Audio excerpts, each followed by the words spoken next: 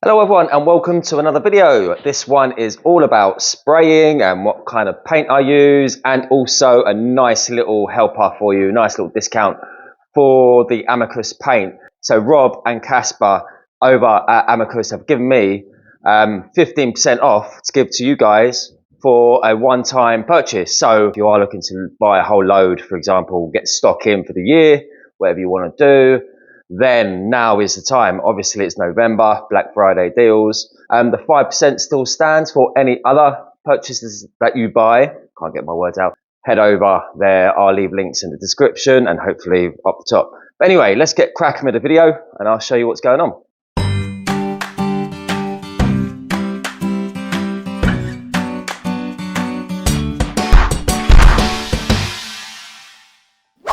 Okay guys, so it's busy. We had a really quiet period for about 2 months. Unsure why, because for about 10 years, we've been kind of solid all the way through, hardly any gaps. And I don't know, just the last few months were mad quiet. So it's picked up. We've got about 8 or 9 large projects on. As you can see, we've got a whole ton of stuff on the go. And I think the quiet period came at a good time because basically, I think it's fate. It allowed me to get this workbench completely finished. I have got videos coming up very soon of this because I sorted all the fascias out, routed in handles, changed the runners, sorted out the cyclone system, fitted the router table fence, sorted out this fence. Tons of stuff. Extractor, router cutter holders, compressors. Sorted out the scissor lift for the chop saw, everything. I spent literally 10, 12 solid days, 14-hour days, 12-hour days to get this finished, and also the tool wall. So it's complete, and it's allowing us now to get through that work so much easier. We're so much more organized, and it's just a lot more easier to do the work. Because we know where everything is, all our drawers are organised and all our tools are organised. As you can see here, we've got a tool wall, which we want to put people's signs up there. Anyone who wants to put a sign up there, give me a shout. Rob, talking about you today, Rob at Amicus, we want to get a nice little sign up there. So send me one of those because we've got a lovely little trend one, which is going up in that space very soon. Also, there's one more thing. We've got the tool wall. Okay, all the trend tool wall, all of these are sorted out. Everything that we need here. Fantastic. So, tons to come in the future. I'm going off topic, but I wanted to just show you how much we've actually got on. We've got tons. Sean is on some shaker style doors here. We've got a stack going on over here, which we do the stack so we can just sand up a pack, sand it, fill it, prime it, all as one, so all the edges are done. Then we pick off bits and pieces as we need them. Shaker style doors here. So I think, what have you got on? You've got a pair of wardrobes on here. Yeah, we've got a few pieces here, which is another job. They've been primed and they need to be sanded back, so that's why they're here. We've got a few pieces here, a few doors that have been done. We've got a job over here ready to be sprayed. All of this is prepared with P240. All the edges are primed, ready to go for the sprayer. Yeah, we've got loads, and we are literally going to run out of space soon. But yeah, like I was mentioning before, lucky we have sorted the workshop out, and we had a quiet period. I think it was fate, just because I know we've got a few bits dotted around here or there which need to go away. But ultimately, it's a nice empty space to be able to stack our jobs up against the wall, like Sean is demonstrating right now. This is how we stack a job. So believe it or not, that is a whole 2.4 meter wardrobe in maze. Remember, we do not assemble anything before we go. I just think it's crazy. What is the point of assembling something to take it apart again to then assemble it again?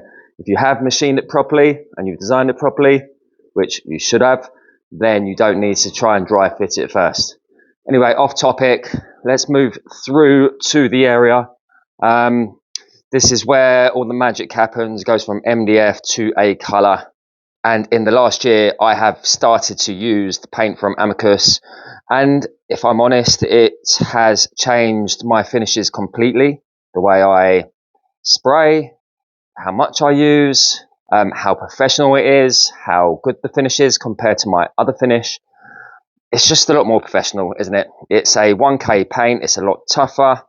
it dries quicker. There's so many benefits to this. And here we go, we've got a whole selection here, and we've got a couple of tins over there. These are 20 or 25 kilos, I believe. We've got the white primer. Let's just give you a show of that. This is what we use. It's 1K, remember, water-based, it doesn't smell. And remember, their 2K as well is water-based, I believe. Hopefully I get confirmation of that. And again, that doesn't smell, but apparently this 2K, which I haven't used before, is a game changer because it's not harsh, it's water-based, and it doesn't give off the smell, and it's meant to be the dogs, you know what. Here we go, we've got the 2K over here, which I am going to be testing in a bit. Because I want to spray a part of an understairs unit that I've got over here where the washing machine is going, I want to really, even though I'm using the right materials, I'm using moisture resistant, I really just want to go the extra mile on that actual carcass to make sure it's tough as old boots. Hence the reason using 2K on the part of it. Never used 2K in my life. And to be honest, I never used 1K up until the point that I started using the Venice paint from Amicus. Remember, it's Venice or Venites, as Rob calls it. I might be saying it wrong, but I call it Venice, being English, and my English accent. So, yeah, over at Amicus, head over to their shop. Yeah, like I said, I never used the 1K up until about a year ago. And as you can see here, we've got tons of other paints that I used to use. Again, I'm not saying this is right or wrong. It worked for me for a certain period of time, and it's still a very good finish that I used to achieve. So if you are still doing that, fair enough. But what I would say is give this a go, just like me. You'll find the grass is greener on the other side with this stuff. So if we're talking about cost, I don't think there is much in it. The reason being is because, fair enough, these paints might be slightly more expensive than the off-the-shelf paints. Well, to be honest, if you're buying Farrow & Ball and those kind of things, then hell no, these are cheaper.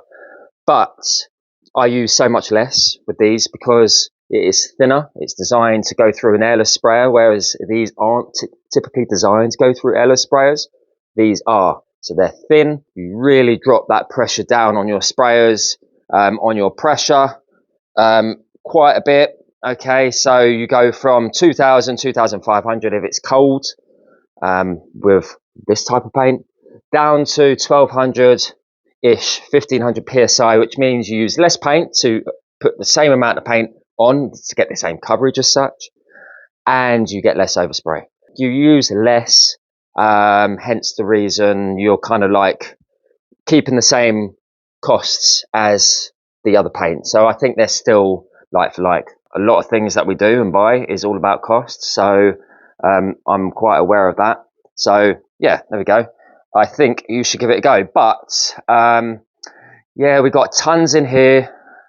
We've got a set of alcoves here. So this whole batch, we've got a dark blue, or it's going to be green, but we use the dark blue primer, or grey primer.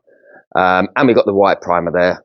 And we've got the rest of it on those racks here. So we've got shaker style door alcove units there and there. Okay, 4 alcove units, and they are going to be sprayed with 15% sheen of the 1K. Let's head over here.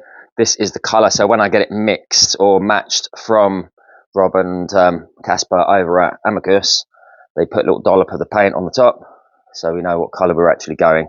And by the way, they do match colors, okay, and they can do that for you, and they can spray a sample and send it to you for not a lot of money whatsoever. So if you have a painted sample, for example, you have a piece of paper, you have something that you could just send to them, this is what I want to match, they can do so, and they've got a guy that does all his magic and makes it happen and goes, yeah, here's the match, and then he can send the sample back off to you to match you, to check yourself to make sure you're happy. So he does do that, and that's what he has done for me on these 2 colours, because I've got quite a particular customer who wanted to get them spot on.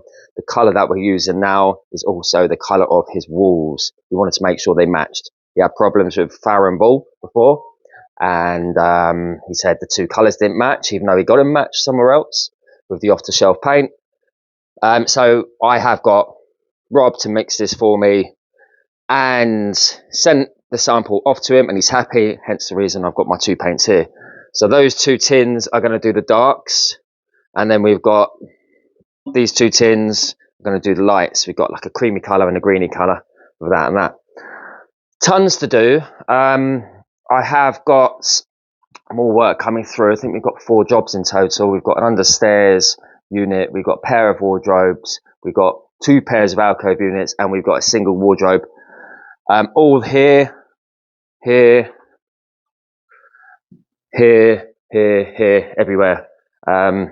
Yeah, so busy. Plus we've got tons more that don't require paint. We've got open air units coming in and a bit of seating area, etc. But yeah, I am going to be using this soon. Okay, so this is the 2K water-based lacquer, I believe, paint, 15% sheen, as you can see, and it's got a hardener with it, or a catalyst, whatever you want to call it. Never used it, but I'm really excited for this. Rob's saying that this is kind of like bulletproof. Okay, so he's sprayed his shop counter with this stuff, and I've been in there a few times, and it's just, you can do anything to it and it just won't mark. It's just super tough. So I'm looking forward to that. The 1K is very tough. Remember, it's still only water based and it's only 1K, but it's still super tough. But this is what I'm going to be using pretty soon. There's going to be a video of it, but I'll give you the link right here just in case. Okay, so this is the 2K, and then if you want the 1K, this is what I have. I'll give you a heads up onto his primer, the 1K primer I use as well. This is the 1K primer. Again, 1K primer, bigger bulk. But yeah, I mean, if you are stuck, all you need to do is give them an email, give them a call, and they will solve your problem instantly. But yeah, use the codes that I've either put up here or in the description. I'm not too sure. Probably wondering what the finishes look like with the 1K, what I achieve. I've got 2 samples. This big one here is my old style paint. I've only got a small sample at the moment of the new Amicus 1K paint. So this is off the shelf. This is Amicus 1K. All right, so we have a look in the light. It's very slightly more textured. Okay, let's see if we could just keep the film still. And you can see it's a little bit textured. I like to call it textured. I wouldn't say it's egg shell or orange peely, tiny bit possibly, but there we go. That is the old style, and I've put Amicus sample on the top. Okay, and you can just see it's a lot more flawless. Remember, this sample has been lying around, so apologies if it has got a mark or 2 on it, but as you can see, it's a flawless finish as such. We're getting great edges as well. Okay, well, that's a shot for the off the shelf paint, the bigger piece, and then the smaller piece is Amicus 1K paint. Basically, it's a lot crisper, a lot more professional, a lot more kind of HVLP style spray, compressor style sprayer, as the way I see it anyway. I haven't got a ton of experience when it comes to other sprayers, but you can definitely tell the difference here. But yeah, I hope that is of some use, but both acceptable. This is just on another level, that's all. Let's just see. Pretty flawless edges. Happy days. Right guys, so remember to use that 15% code wisely. You've only got one use for this, okay? The 5% you can use at any time, but the 15% is just once. So if you are looking to buy lots of bits and pieces, now is the time. Remember, it's November, it's the Black Friday deals, hence the reason we've got these deals out. A few things I would advise is the sear discs, the sear sponges.